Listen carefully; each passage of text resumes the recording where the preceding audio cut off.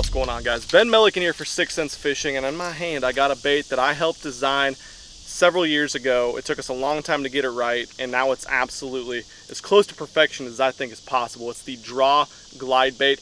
Glide baits have taken the industry by storm. They come in all different shapes and sizes.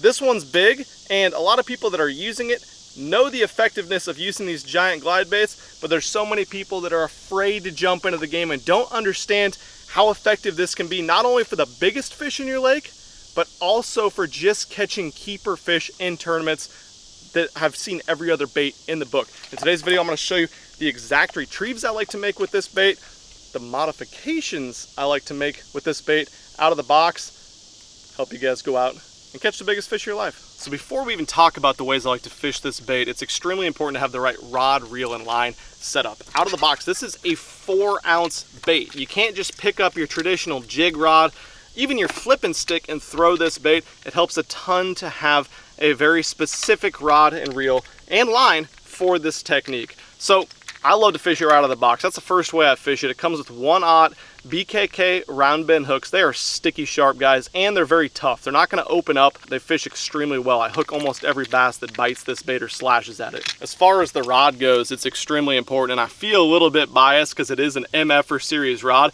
but I've used all different types and shapes and lengths and powers and actions of big bait rods. I keep coming back to this one specifically for this bait. It works so well for 4-ounce in that 3 to 5 ounce range of baits. It's a 7/9 extra heavy fast. It's got enough tip that you can work this bait in the nice side-to-side motions and really feel what the bait's doing down there, but it's got enough backbone and parabolic backbone at that you can really pin those fish. It's not going to tear a big hole in their mouth. It just works the fish all the way to the boat. It's absolutely key. And then I pair it up with a 300 size Shimano Tranx reel. This is a 7-speed version of the reel. I like that speed the majority of the time when I'm throwing a big glide bait. And then 25-pound fluorocarbon line. It seems like a little bit overkill to throw big fluorocarbon, but the great thing about the Tranx is it can handle a lot of line, and I don't want to be throwing 15, 17, 20-pound line. It's already enough of a burden to be throwing that giant bait. You're putting so much pressure on it every single cast when it hits the water, and of course when a big fish eats it around heavy cover, and it's not going to affect the action of the bait to go up to 25 or even 30-pound test fluorocarbon. All right, let me show you guys the 3 different ways I like to fish this bait right here in a couple different modifications. I will fish this bait out of the package the majority of the year. Really, anytime the water is over 50, 55 degrees, I'll fire that thing out there, and I'll just kind of use slow pulls of the rod, and you'll get a cadence down. It really helps with clean water for you to be able to see what your bait's doing, because you want to pull that and get your cadence down, so it's maximizing how far that bait's going each direction. And like I said, this is the way I cover water with this bait. Obviously, you know, live scope's great, and we're going to talk about that some more with the 2 other ways I like to fish it. And so if you have forward-facing sonar, excellent. You can pinpoint that precise grass line and put that bait right on it every single time. And of course, as you guys know that fish grass a lot, you're not going to see a lot of those fish on forward-facing sonar. They're just going to rise up out of there and eat it. So when I'm retrieving this bait, every 5 or so reel turns, I'll slow it way down, let that bait glide to the side, and then I'll give it 2 quick jerks like that. And so if there's a fish, I like to always visualize a fish following this bait. And so when the bait's comes to the water column, you'll have followers constantly. You'll notice this. It's one way to trigger them, because when that fish is behind that bait and it's seeing that movement that's so weird and different and just pulling that fish from so far away, that when you hit it twice, that bait's going to be way over here. And a lot of times that bait will actually do a 180 and turn around and look at that fish. And that's when a lot of your bites are going to come. You'll get a lot of bites just lazily gliding that bait through the water column, but something about that triggers those fish into biting, and I think it's because they realize that they've been caught. You know, when they're following, they're trailing that bait that clearly looks like an injured bait fish just easing its way through the water column.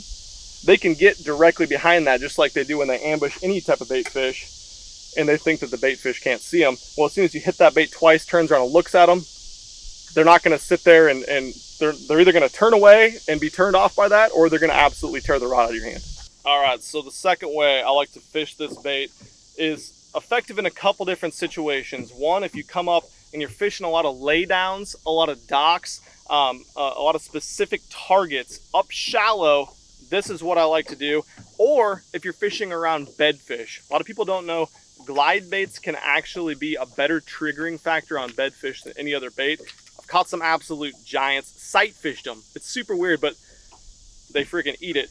I'll take a little bit of lead wire. You can do this with lead wire or lead tape on the bottom of your bait, and I'll pinch off just enough. Don't ask me the size on it. You guys are just gonna have to go pick some up and figure out what size works for what and how much it weighs, because there's all different diameters. I'm not gonna tell you it takes 6 wraps when it depends on the diameter of your wire. But I'll wrap enough on that front hook, not very much, just enough that this bait will suspend.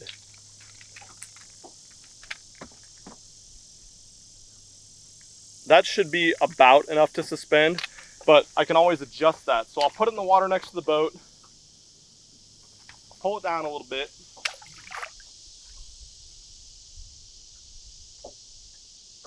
As you guys can see, that's dang near perfectly suspending. I mean, it might be sinking like an inch every 5 seconds. Still sitting right there. So what I'll do in that situation is I'll find that precise piece of cover. We just so happen to be fishing an expansive grass lake with tapering grass lines. We don't have anything to really throw this at besides the boat ramp dock. That wouldn't be too exciting for you guys. But I'll throw it up next to a piece of cover, and I'll work it chop, chop, chop, and I'll let it sit. And you can work in some really long, slow, methodical glides like this. But before that bait leaves that piece of cover, 2 or 3 chops can be absolutely deadly. This is a way that you can really stall that bait. This is something that's called rate of stall. It's the opposite axis of a rate of fall that everyone talks about. It's how far a bait can move. And it's just the same principles you're using with a topwater bait a lot of times, where you're walking a popper in place next to a bush or under a dock. You want that bait in the strike zone, next to that bush, that dock, that laydown as long as possible. And the great thing about a big bait like this is every fish in the lake has seen every other swim jig that's been popping by, or every other topwater, or every other jig that you flipped in there. They see something like this go next to that bush or brush pile, there's a better chance they're gonna eat it, whether they're 2 pounds or 10. All right, so the third way I like to fish this draw, and I probably shouldn't be putting this on film, but I like you guys, so I'm gonna do that. And really there's 2 scenarios for it, and that is we're gonna put a little bit more lead wire on here. We're gonna wrap some more lead, and this also is technical. You don't want to put too much lead wire on it. You don't want this thing sinking like a rock. The perfect rate of fall on this technique for me has been about a foot every 3 seconds or so. That's very slow. Think about getting that bait down there 20 feet.